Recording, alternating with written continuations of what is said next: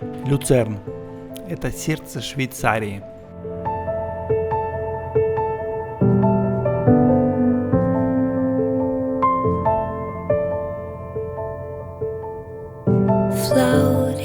Люцерн – один только звук этого имени вызывает образы заснеженных вершин, зеркальной воды и старинных башен. Но задумывались ли вы когда-нибудь, откуда взялось это название? Историки спорят. Одни говорят в кельтском корне «лоцерия» в переводе «поселение на болотах», другие указывают на латинские «летиус» – «щука», которая всегда была в изобилии в реке Ройнс. Однако народная память хранит более светлую легенду. Говорят, что много веков назад ангел с сияющим фонарем в руках спустился в эту долину, чтобы указать монахам бенедиктинцам место для закладки монастыря святого Леодегара. Так возник город огней Люцерна.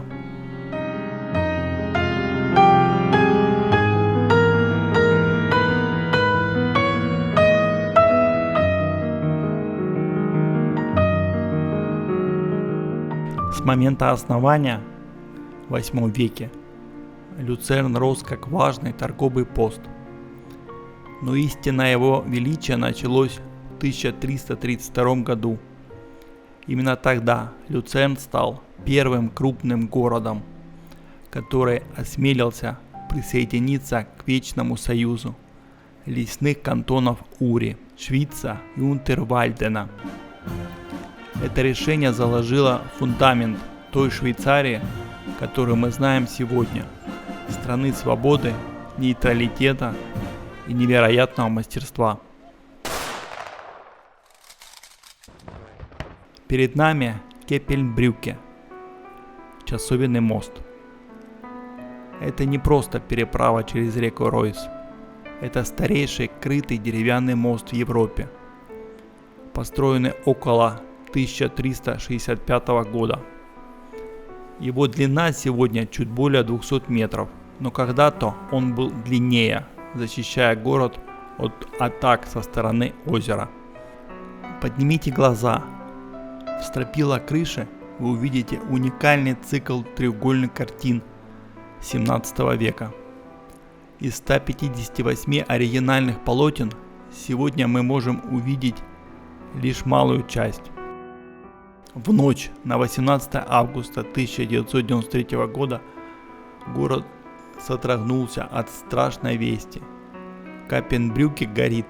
Огонь, начавшийся предположительно на пришвартованной под мостом лодке, уничтожил 2/3 сооружения и большую часть картин.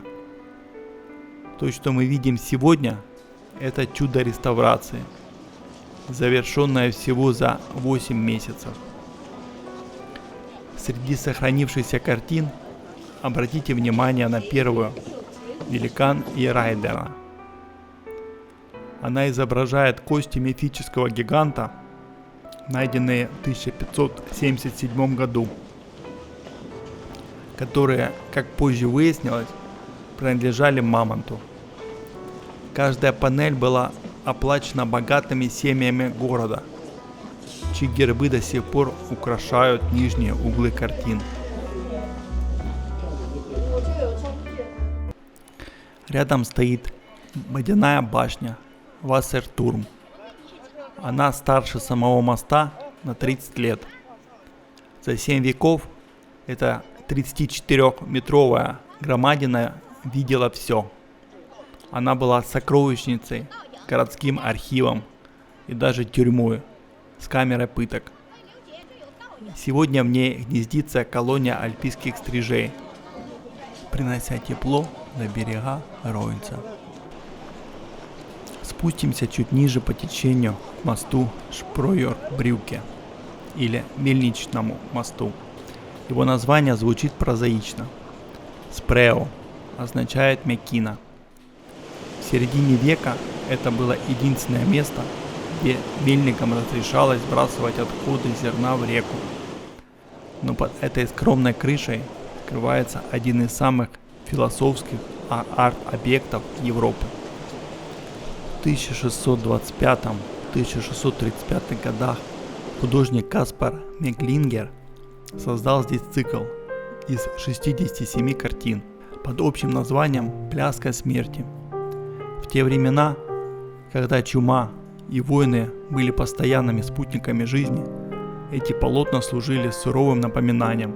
Смерть не смотрит на чины. Мы видим скелет, который бережно, но настойчиво уводит за собой папу римского, короля, врача, рыцаря и нищего. Перед лицом вечности все равны. Это произведение искусства заставляет каждого прохожего на мгновение замедлить шаг и задуматься о ценности текущего момента. Мы поднимаемся к северной границе старого Люцерна, где высится стена Мезекмауэр, каменный пояс города длиной 870 метров.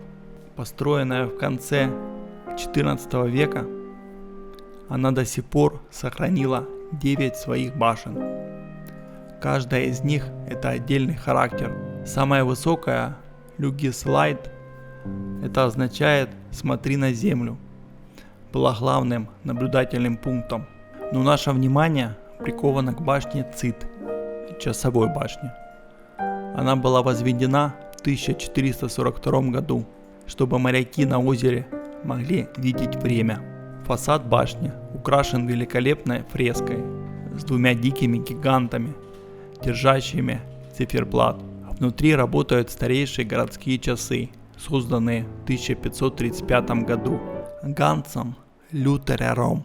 У этих часов есть невероятная привилегия – право первого удара. Они бьют каждый час, ровно на 1 минуту раньше всех остальных общественных часов города. Мы входим в Хофкирхе, главную приходскую церковь города. Ее 2 готические башни – единственное, что уцелело после пожара 1633 года. Внутри нас встречает алтарь из черного мрамора. Но главное сокровище здесь слышно, а не видно. Орган Хофкирхе весит 30 тонн и состоит из более чем 7300 труб. Здесь находится самая большая и тяжелая труба своего времени, длиной более 10 метров. Обязательно послушайте знаменитую органную бурю с помощью уникальной машины дождя, вращающегося барабана с металлическими шариками. Органист создаст невероятно реалистические звуки грозы, которые Марк Твен описал как нечто устрашающее и божественное. Обязательно поднимитесь к знаменитому памятнику Люцерна «Умирающий лев». Скала, ставшая воплощением скорби. 10-метровый лев, умирающий под защитой швейцарских щитов. Этот памятник посвящен 700 воинам, чья верность присяге оказалась дороже жизни. Тишина, вода и застывшая в камне отвага. Место, где замирает сердце. Марк Твен назвал его самым грустным и трогательным изваянием из камня в мире.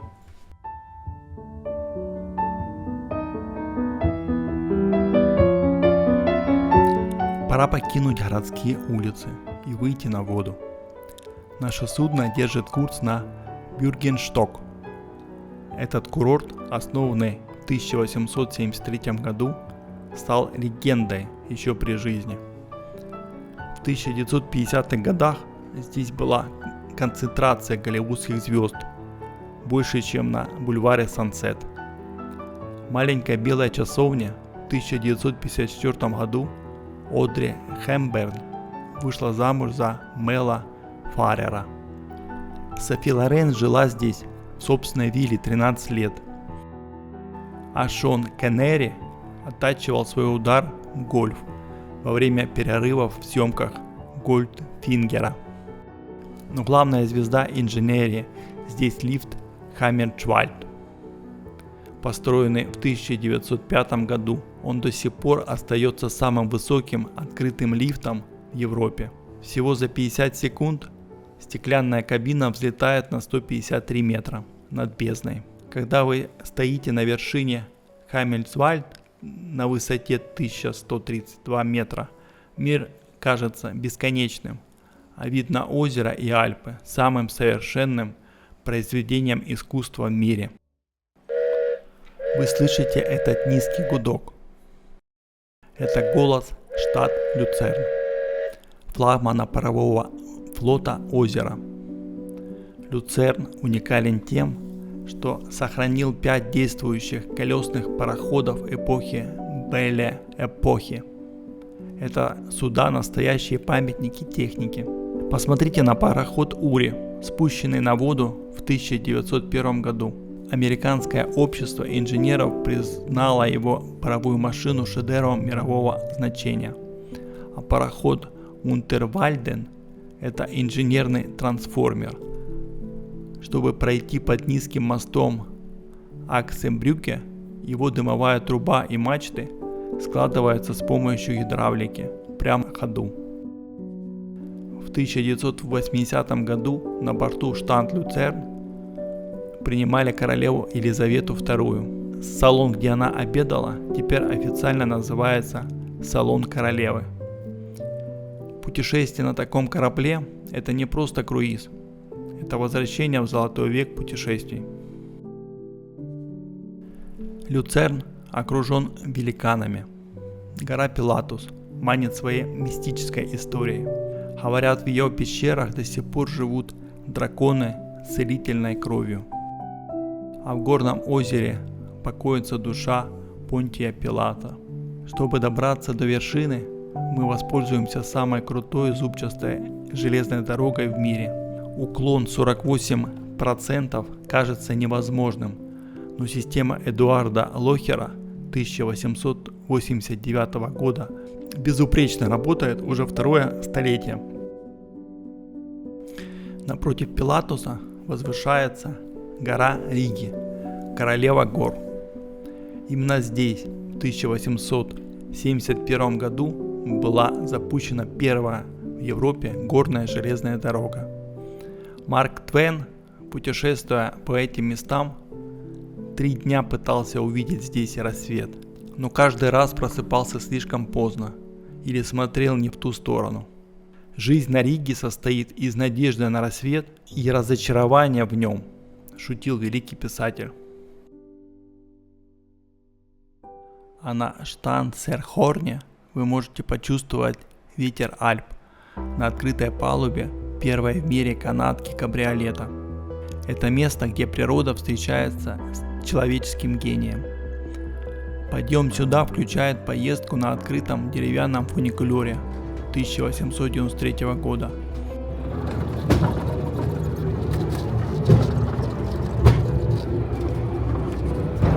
Юля, ты не боишься? Нет. Очень круто. Стоит того.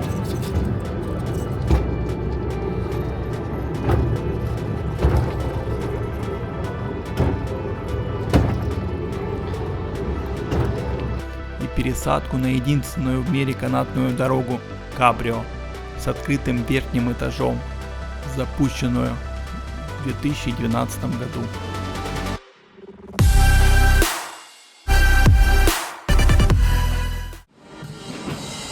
Раз в году Люцерн сбрасывает маску респектабельности.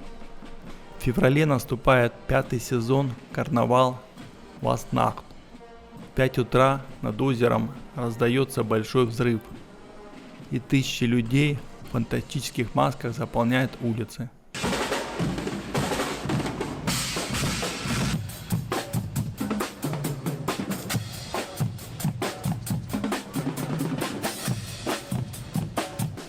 Это праздник изгнания зимы, где музыка Кюгенмюзик громкая.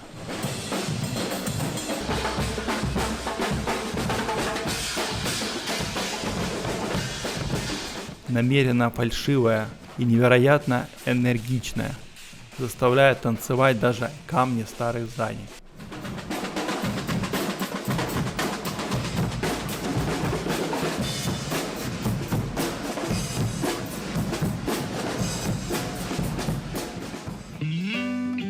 Люцерн – это город, который умеет хранить память о прошлом, строить будущее и радоваться каждому моменту жизни под светом ангельских фонарей. Наше путешествие подходит к концу под светом тех самых ангельских фонарей. Люцерн – это город, который научит вас ценить время, создавая часы и забывать о нем, глядя на закат в Альпах. Это место, где свет прошлого указывает путь в будущее. Подписывайтесь на наш канал, чтобы увидеть больше интересных видео с нашей родной Швейцарии и других восхитительных мест мира. До новых встреч!